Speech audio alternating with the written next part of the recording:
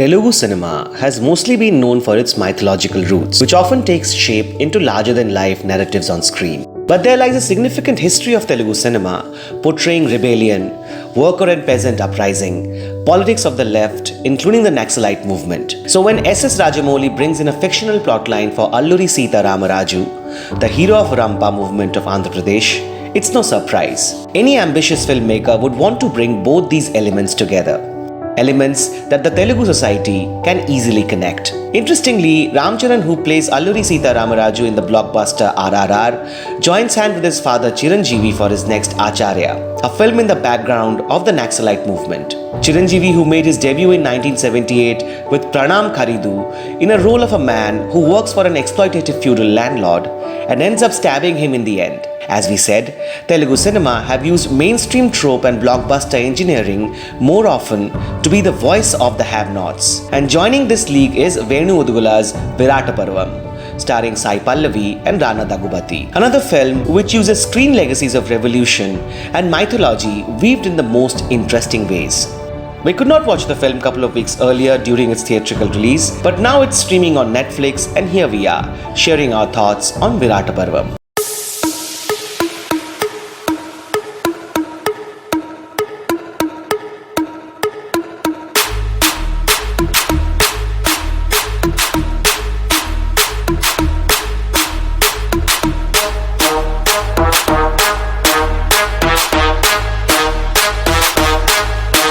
Guess what?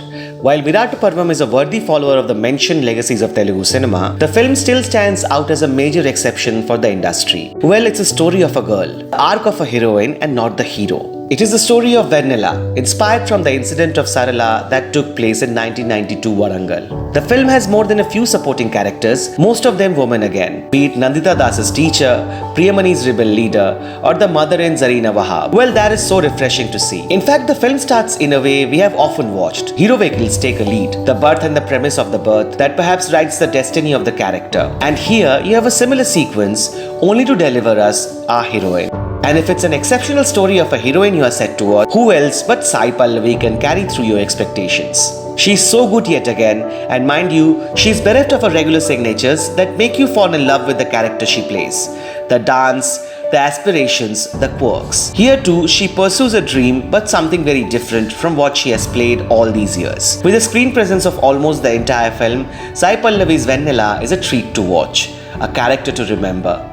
Watch out for how she looks at Rana's Ravanna when the rebel group dresses her in the guerrilla uniform. Just a shy look as he passes by, and you know why this lady is such a special talent. That's one. Virata Parvam has so many of them.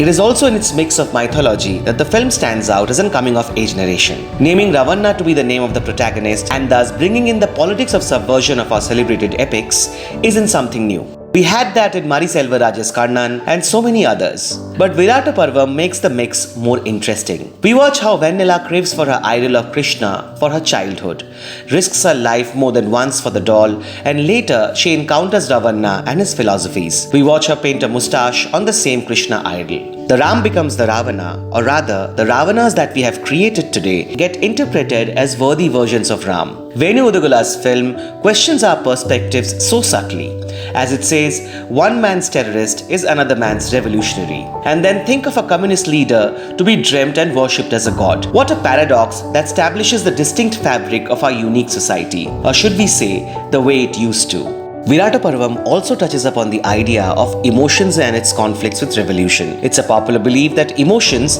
generally have no part to play in the ways of revolt, war, or uprising. These are tools that make one go weak, as we hear Ravanna mention to Vennela. But as primatologist Franz de Waal says, emotions may be slippery, but they are also by far the most salient aspects of our lives. They give meaning to everything. It is this meaning that Vennela brings to Ravanna, his poetry on paper taking the human form. And when she finally brings him to his mother, whom he had been avoiding for long, when he reads his new poem as a tribute to her mother that mentioned how the revolution thanks her for bringing him to life, the film beautifully presents familiar tropes in unfamiliar ways. We love the sequence in the film. But this is the subtext where the film lacks in its completion. The plot line and the climax kind of defies this theme of emotions and how they can be important in military strategies. While Virata Parvam establishes how love can be a revolution itself, a mighty difficult one, how a revolution can be an act of love doesn't get well narrated. We understand that the climax derives from the real-life incident mentioned earlier, and there's no issues in retaining that devastating climax of the film. Perhaps a better premise could have been developed in context of the overall themes. Nevertheless, Virata Parvam is still a memorable experience for the way it carries forward celebrated motifs of Telegu cinema and yet breaks free from all of them. Hope you enjoyed our analysis. That is all from us today. Thank you for watching.